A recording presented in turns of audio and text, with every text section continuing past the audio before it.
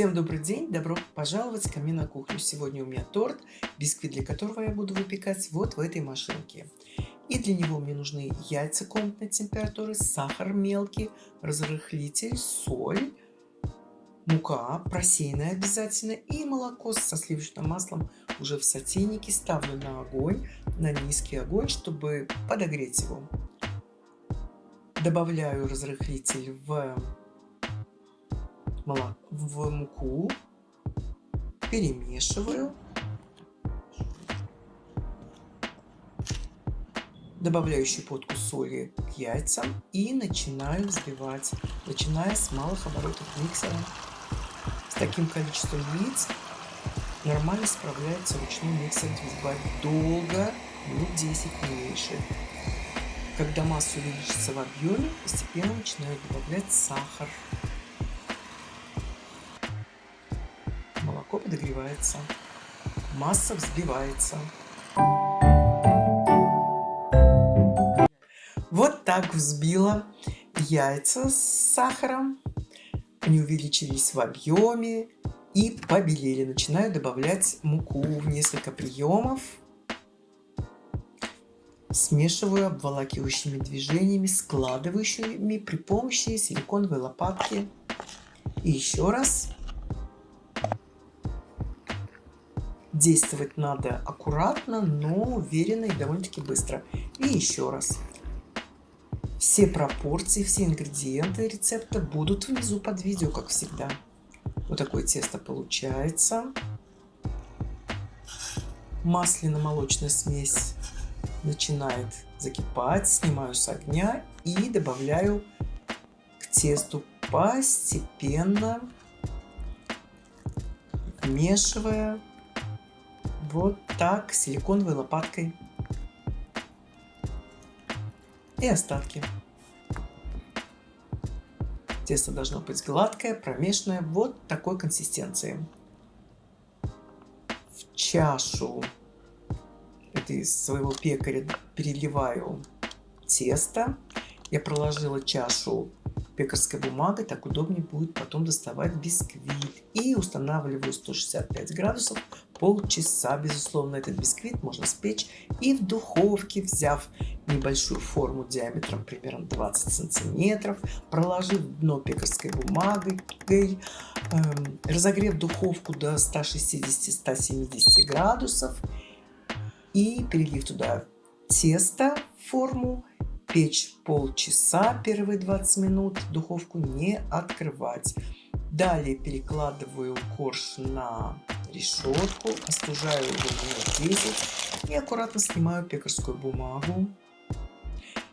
2 часа я остужала корж, потом упаковала в пищевую пленку и выставила часа 3. Всегда так поступайте с бисквитами, он потом будет лучше резаться и более удобно будет в работе. Крем. Для крема все продукты холодные, маскарпоне, сгущенное молоко и жирные сливки у меня 33%. Начинаю взбивать сливки. И опять с малых оборотов миксера постепенно увеличиваю обороты, взбиваю сливки на максимальной скорости вот до такого состояния. Не перевзбейте сливки. И начинаю затем взбивать маскарпоне.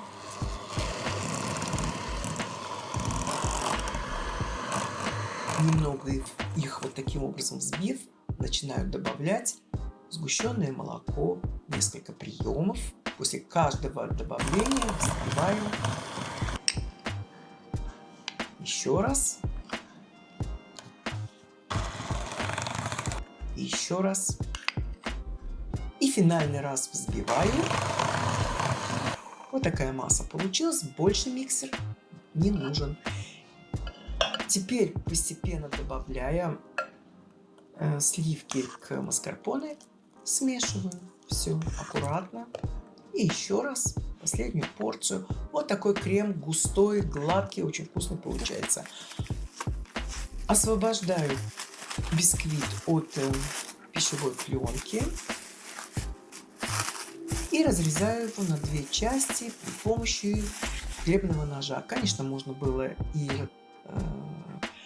с сравнять бока, срезать их и сделать более аккуратными, но я сегодня оставила так, как есть.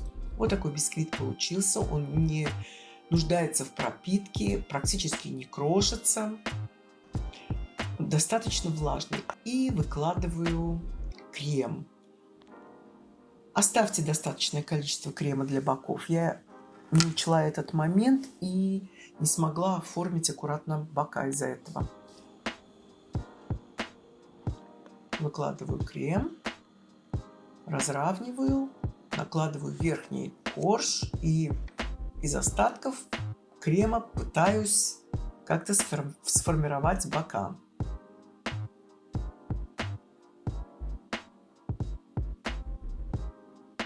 Сделав это, я буду готовить глазурь шоколадную.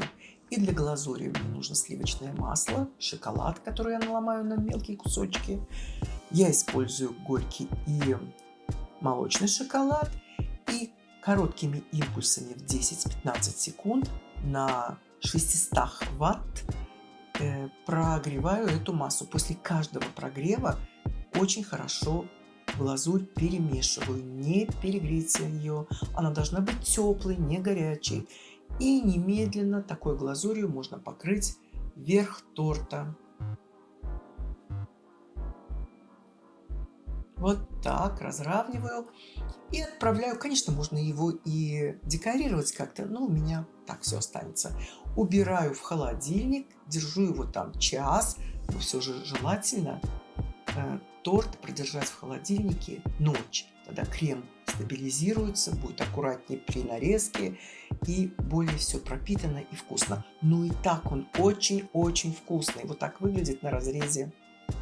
Попробуйте, приготовьте. Легко готовится, получается очень-очень вкусно. На этом у меня все. Спасибо, что были с нами. И всем пока!